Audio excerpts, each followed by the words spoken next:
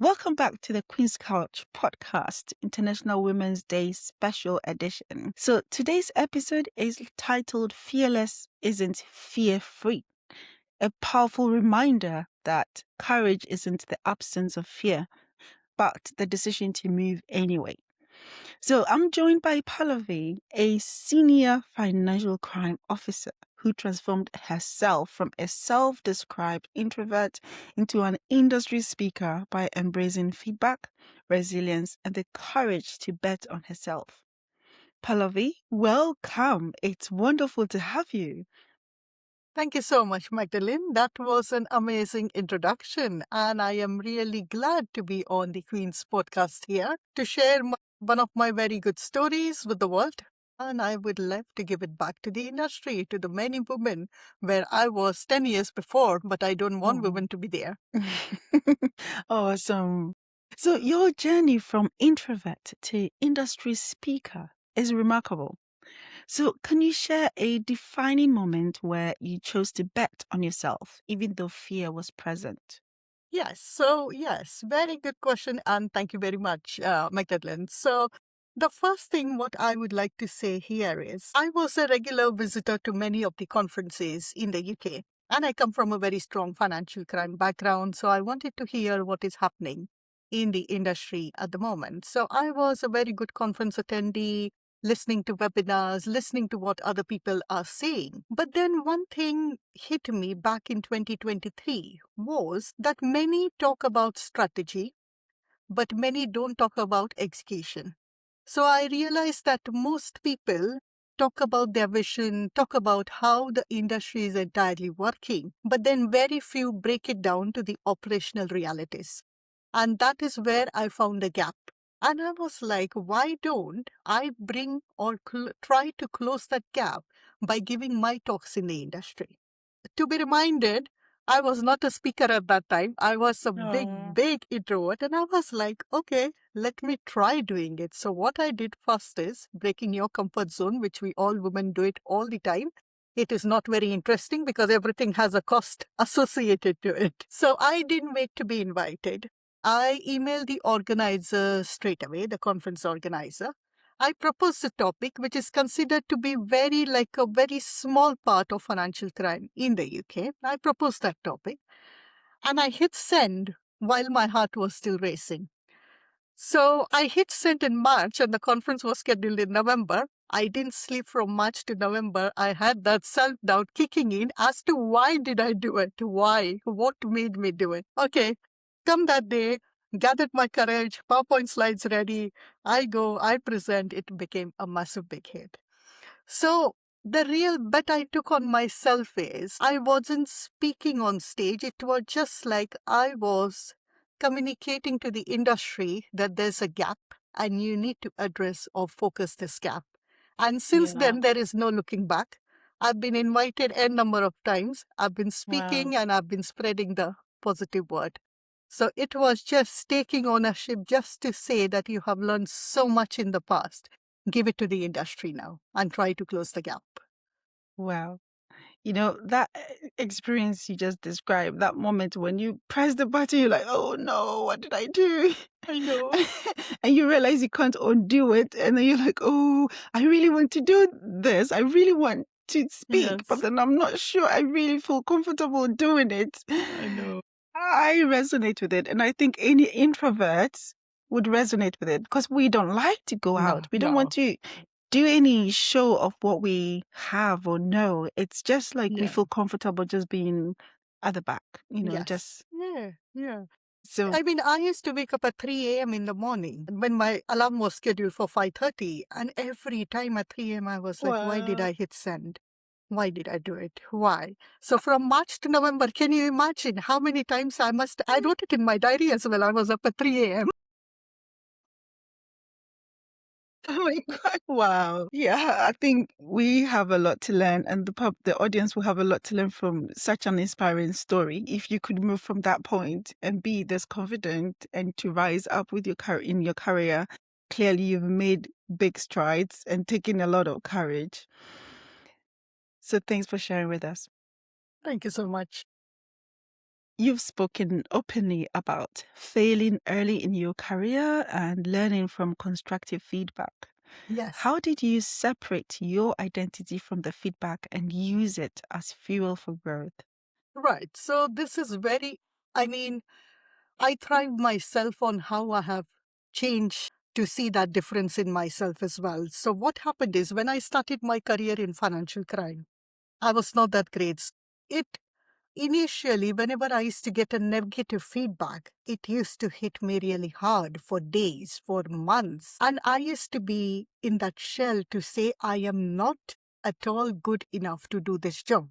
But one day I was like, okay, after crying for so many days, 3 months, 4 months, maybe, let me pull up my socks. So when I said this in my mind that let me just pull up my socks, and that's how the shift happened. So I said to myself, this is not about me. This is about my skill set now. So when it came to this skill set, I stopped asking what's wrong with me. I instead started asking what skill is missing in me. I sit with my manager, I do a one-to-one, and I Yeah. clearly ask her, I'm like, I am missing something. This is my job. This is me. So I started conducting my own gap analysis to say, this is required and this is your job. That's it. So you've got to do it. But what am I missing in this case? So I sat with her for hours and then I started listening to the feedback. It was initially very negative. But then what I said to her, I will make a note of every feedback, every point. I'll start writing it in my book. And that's how I started writing the feedback. And I took it very objectively then. And then I started looking for patterns. So it was patterns on the job side as well and patterns in myself as well. Because I'm like, I am not that dumb. I need to do it. I need to Yeah. come out of it. I need to be a champion in this role. And then I started building up. And then I decided, okay, whatever feedback you have received, ignore the other part because I cannot listen to anything which is a script. I am very natural. Yeah. I cannot do a job at all. So I need to be like natural. So I use whatever is useful, ensure that everything, whatever was said in my role, notes were taken, everything was there. Come forward six Wow. months, I turned the tide around. I have not turned back. I have been a very good, what you can say, in the industry. I started championing myself and I started championing other new joiners who were joining that industry as well. So they don't feel the same way I was feeling when I Yeah. joined. So I started helping more and more young people out to say, okay, don't worry, we will take it from here. Let us sit and let us learn through this. So that was like very helpful. But then the initial shift of just saying that it is just me. No, that shift Yeah. moved to no, it is not me, it is my skill set. I am looking to build the skill. Wow. Do you know, all I'm hearing is a woman who is extremely determined and decided to do a self-auditing. Yes. Auditing of her personal life and career life Yeah. and fine tuning, tooth combing to find the patterns and identify your own areas of improvement. I never call them flaws. I always see areas of improvement and then seeing patterns. And you're right, there's usually patterns, right? You can easily Yes. tell that if it's happening in this aspect of your life, it's likely happening in another aspect as well. Yes. And So if you're, yeah, sorry. And what I always think is feedback will always attack your egos, but yeah, growth will always build the competence. That is wow, one. So either you choose which one you want to protect. So yes, if you put your ego aside for some time and you look at it, okay, it is a negative feedback, but if I work on that, that is my chance of growth. So I growth, will focus yeah, on growth. wow, So yeah, that's how I have put it. And that's how I have progressed in my career since 10, 12 years what I'm working in financial crime. wow. This is like, I would say, if our audience wants to be as successful as they want to be, this is really worth listening to. That self-assessment, that putting your ego aside, being humble enough to be ready to accept any feedback that comes through, and actually you giving yourself feedback like you've done, Yes, I'll do that. and acting on it would definitely take you where you want to go. Thank you. And your message is clear, right? Yeah. Don't wait for permission because you Yes. weren't waiting for someone No. to yeah, and don't wait for perfect timing. So, what would you say to someone who feels stuck, waiting for that right moment before making a bold move?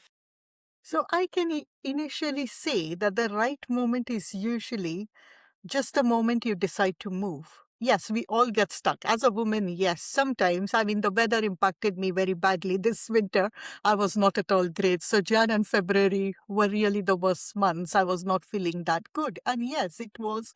I was stuck. But then when I speak to my mentor, she just reminded me, where is your achievement diary, Pallavi? I'm like, oh, yes, how did I forget that? So sometimes you just need a push. Just somebody who will say, good things about you, or just venture out in the industry, start breaking that comfort zone. But the problem is, if you wait until you feel ready, you'll be very late. So I would really go and ask myself first, or ask yourself, whoever is listening to me at this minute, that what's the smallest version of the bold move? Hmm. And what is the worst realistic outcome you can find? And what if you fail of that version of the bold move? But even if you fail, you are still getting that skill. You have added one skill and you took one Yeah. step forward. So Wow. rather than just fearing yourself, take action and waiting will amplify it. So instead of just fearing yourself, take action. Not very big steps or something, very small baby steps. And after 7 days, you'll start feeling good for your own self. Yeah. So just to say that you have not waited, you have gone ahead, you have taken that first step, and you have at least. Worst come worst, you will fail. Yes. If you don't fail, you don't learn. That is for me. It Hmm. applies for me daily Yes. that if I don't fail, I'll not learn, I'll not even understand. But that is, I can say I don't enjoy my work then, because if you're not challenged, you're not failing, you're not learning anything. So I love balance it that. out. Yeah. You've said so much, but in such concise ways, we really need to take time and absorb it and literally reflect on it. So thank you for sharing in that spirit of openness to help us and the wider public. Thank you. And again, I love conversations around our early career years because it gives us the chance to look back and go, oh, wow, is this how far I've come? Yes. And in your case, you began in customer facing roles in a Yes. supermarket and call Yes. center. I Yes. remember doing something similar. So how did those early experiences unexpectedly shape the communication and leadership skills you rely on today? Yeah. So let us take Magdalene, a very good question again. And I will again go and mention in the beginning, the first question was that I was an introvert. And can you imagine an Yes. introvert walking into a supermarket, applying for a role and starting to work on a checkout? Oh my God, it has been the worst part of my life. I was like, what have I done again? So it was like that. But what that role taught me, I directly joined on the checkouts. So it directly taught me emotional regulation. It taught me listening to people under pressure, because when you are definitely working in a supermarket, these days it is all automated checkouts, but that time it was manual. 15 years Yeah. ago, can I say, because I ended up working for 5 years in a supermarket.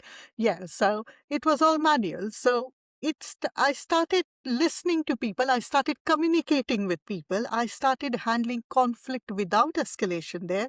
And I stayed calm when someone was upset. So when I was sitting for a 10-hour shift on the checkouts, I met so many wide range of people. There's so many different Yeah. stories. So it took me at least 6 months to just listen to them. And after 6 months, I started communicating with them. And after that, I have not stopped talking. Every person in the supermarket knew me that I was on that shift. Every person in that entire mall knew that, oh, it's been ages, we have not seen you. I'm like, no, I should stop talking now. But that pulled me out of the shell, and that just made me realize that it is not that you just need to be shy all the time, or you need to Mm-hmm. be in your shell all the time. You can open up. And if I can open up, there are so many confident women around, they can go and open up as well.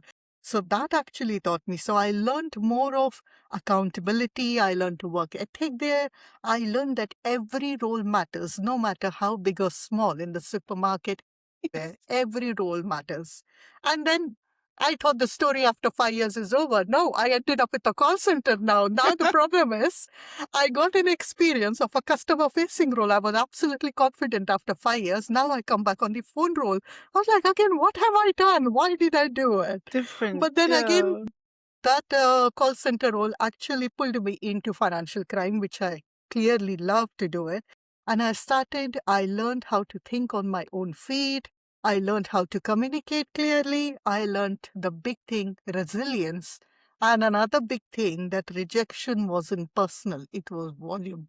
So I learned all coming from the customer negative feedback, everything, but that started building up my resilience later.